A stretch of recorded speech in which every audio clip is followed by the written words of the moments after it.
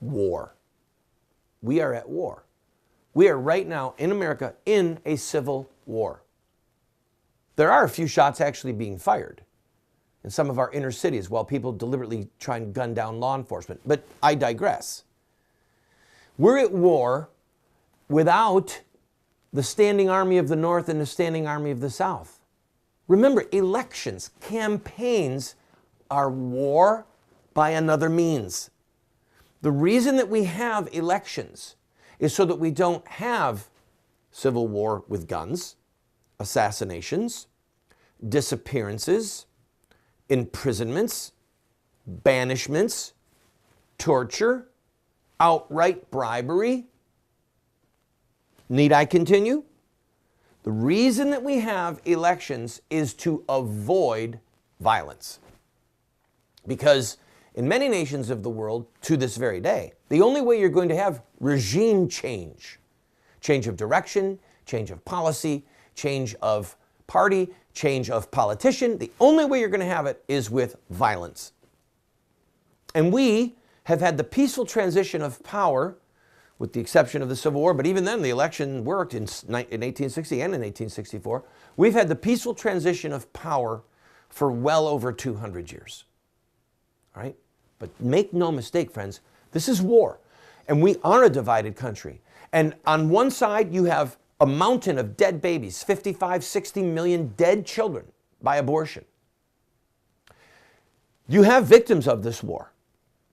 And you have perpetrators of the evils, and you have collaborators with the evils. You have Judases. You have Benedict Arnolds. You have people that say that they're on your side and yet are willing to give the keys to West Point so that the Americans lose to the British, to use the Benedict Arnold analogy. And I'm speaking, make no mistake, I'm speaking about the Paul Ryans. I'm talking about the Republican elite that have been at war with us. They say that they're on our side, like Benedict Arnold said that he was on the side of George Washington and on the American troops, but he wasn't. And he had a lovely wife, and he was articulate, and he was well-groomed, and people liked him while he was involved in treachery, treason. You understand? People are talking about the Civil War going on inside of the Republican Party as if it was something new. With the exception of Ronald Reagan, this has been going on for decades. I refused to vote for Bob Dole because Bob Dole was so brazen that he said, I don't have to follow the Republican platform. Because the platform said we will only appoint pro-life judges. And a media person asked him, are you bound? Are you going to follow the Republican platform? And he was contemptuous. This is back when Phyllis Schlafly, God rest her soul, she was a key player on the Rules Committee and with the Platform Committee. And she and those around her took the Republican Party platform very seriously, and Bob Dole held it in contempt. Bob Dole didn't get elected. Look at John McCain, another squish. Would not go after Obama, even though Obama supported infanticide, keeping live babies who survived an abortion from getting medical help. That's infanticide, okay? It's infanticide by omission. You remember this, right?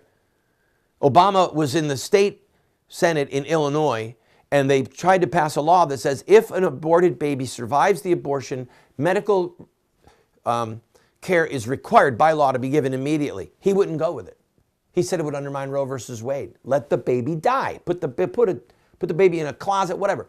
John McCain would not go after him on this. And then after Sarah Palin energized the base, they gagged her. They roped her in so that she wouldn't say things that were too right-wing, too Christian, too fundamentalist. And then Mitt Romney was a coward, did not go after Obama when he had Obama on the ropes, did not go after Benghazi properly, did not go after Obama's failed policies. These people are a joke. They are the Benedict Arnolds. And now Paul Ryan giving credence to the idea that the House could be lost. It's so stupid. It's the sky is falling. The sky is falling. Paul Ryan created the narrative that the Republicans might lose the Senate and the House. They're not going to lose the Senate and the House, people. It's not going to happen. It's another way to distract people from the issue of whether or not Trump and his policies will prevail or Hillary and her policies will prevail. That's what this is about. I'll be right back.